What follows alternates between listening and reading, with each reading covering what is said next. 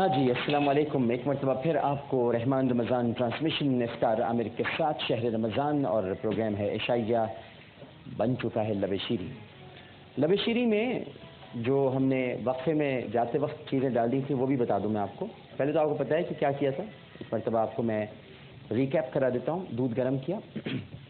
دودھ گرم کرنے کے ساتھ ساتھ جیسے ہی پہلا ابال آیا اس میں آپ نے الائچیاں ڈال دیں. الائچیاں ہونی چاہیے کوئی 10-12 کے قریب. وہ آپ نے اور گرین والی جس کو ہم چھوٹی الائچی بھی کہتے ہیں وہ آپ نے ڈال دی.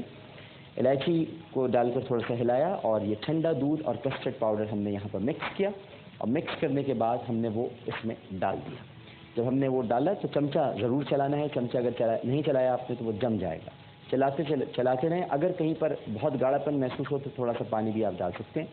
اور اس دوران آپ کریم ڈال دیجیے.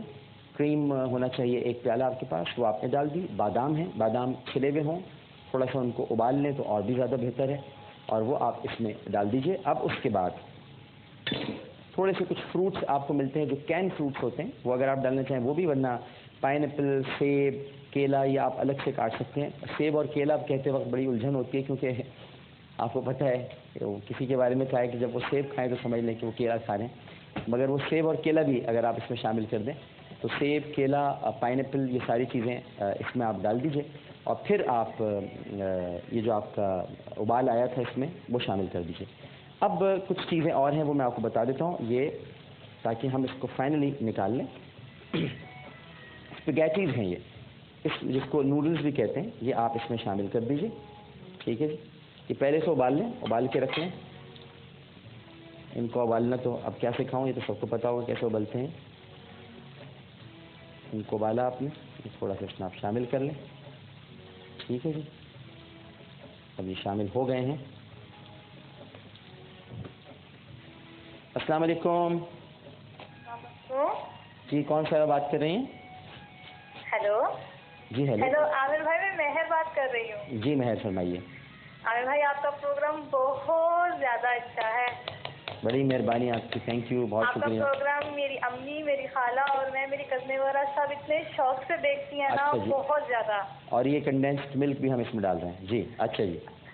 اور آپ یہ جو آج لب شیری بنا رہے ہیں, میری مدر یہ نیچے بیٹھی دیکھ رہی ہیں. اچھا جی. بہت اچھا آپ بنا رہے ہیں.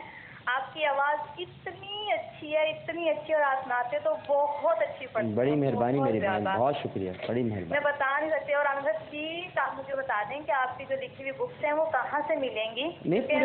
پورے پاکستان میں دستیاب ہیں, آپ کہیں سے بھی لے سکتی ہیں. ملتان سے کیا کیا ڈاکٹر عامر جاکر صاحب کی بک؟ جی جی بالکل, آپ ہماری ماں ہے, لاؤڈ اسپیکر ہے, آثار قیامت ہیں, یہ میری کتابیں آپ لے سکتی ہیں بالکل. ٹھیک ہے. اور عامر بھائی آپ نے جو 27ویں شب کو دعا کروائی تھی, آپ یقین کریں اس دن ہماری لائٹ چلی گئی تھی, لیکن میری کزن جو اسرا تھی اس نے اپنی دوست کو فون کیا, اس نے پھر وہاں سے ہمیں آپ کی جو سی دعا جو ہے نا ٹی وی سے سنائی ہے فون پہ, ہم نے پھر ساتھ مانگی. اس کے بعد رات دعا دوبارہ پھر ہم نے پھر دوبارہ مانگی. آپ نے اتنی اچھی دعا مانگوائی ہے, بہت زیادہ. اللہ میں آپ کو دن دگنی رات دگنی ترقی عطا فرمائے. آمین. بس دعا کی دعا ہے کہ اللہ کرے وہی شب قدر ہو.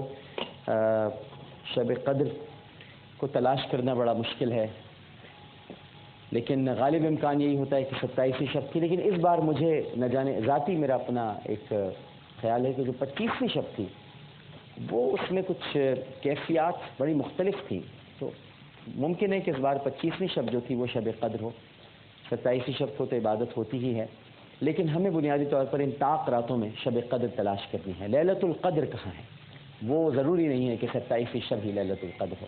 وہ 21ویں شب بھی ہو سکتی ہے, 23ویں شب بھی ہو سکتی ہے, 25ویں شب بھی ہو سکتی ہے, 27ویں بھی ہو سکتی ہے, اور اب جو گزشتہ شب گزری یعنی 29ویں شب یہ بھی ہو سکتی ہے. لیکن مجھے ذاتی طور پر محسوس ہوا تھا 25ویں شب کو کہ شاید یہ شب قدر ہے. واللہ اعلم, واللہ اعلم, واللہ اعلم. اچھا جی.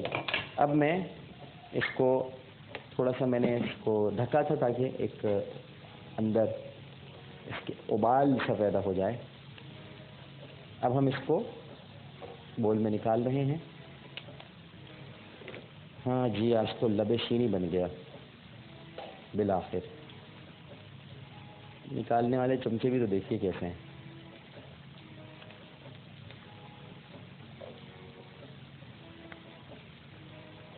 ایک اور کالر ہمارے ساتھ موجود ہیں. السلام علیکم. हेलो, अस्सलाम वालेकुम।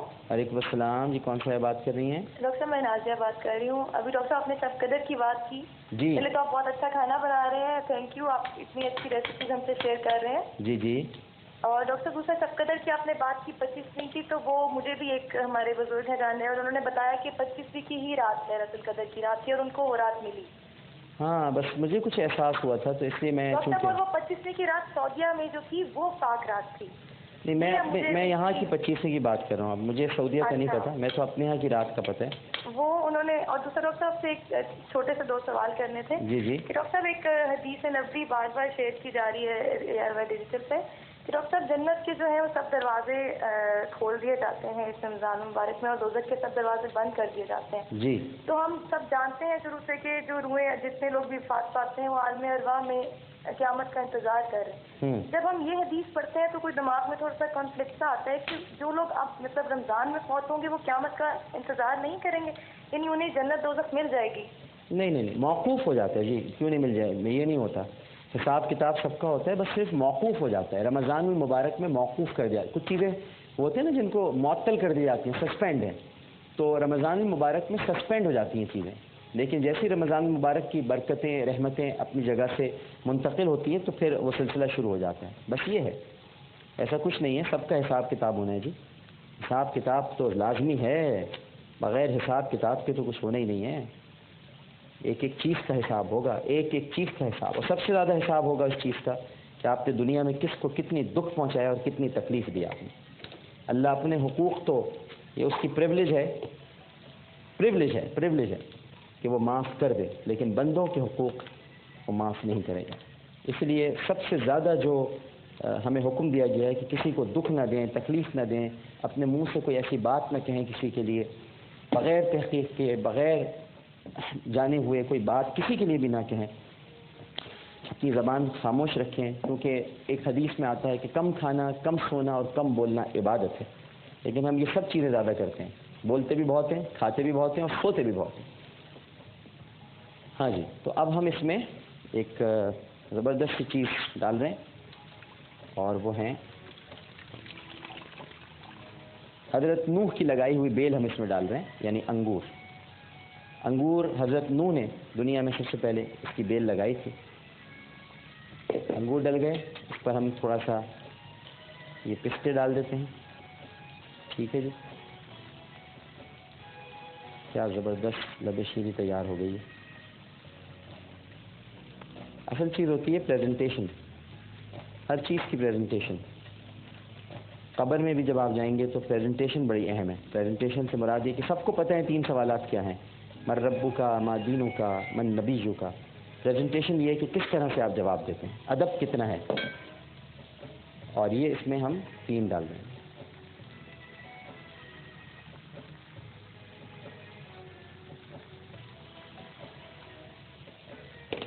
ये आपके सामने लबशील तैयार है, देख लीजिए। और आमरी नुस्खे की तरफ बढ़ते हैं।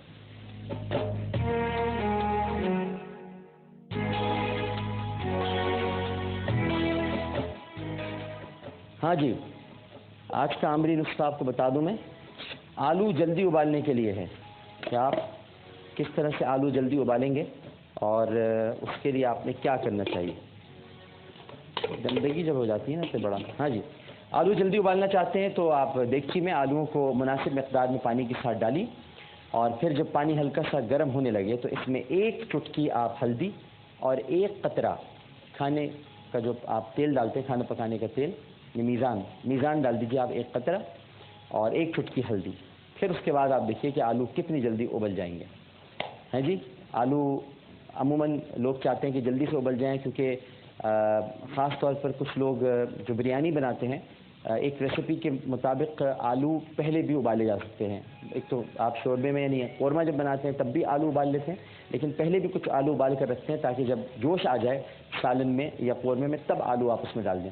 अगर ऐसा करना चाहते हैं तो आप आलू उबालिए, लेकिन आलू उबालते वक्त देगची में जब पानी गर्म हो जाए, एक तो मुनासिब मिक़दार में पानी डालिए, 1 चुटकी हल्दी, और फिर उसके साथ साथ आप 1 कतरा खाने पकाने का तेल डाल दीजिए। आलू जल्द गल जाएंगे। इशाइये का वक्त इख्तिताम को पहुँचा, लबेशीनी तैयार है। आपसे मिलते हैं एक छोटे से वक्फे के बाद। अस्सलामु अलैकुम व रहमतुल्लाह।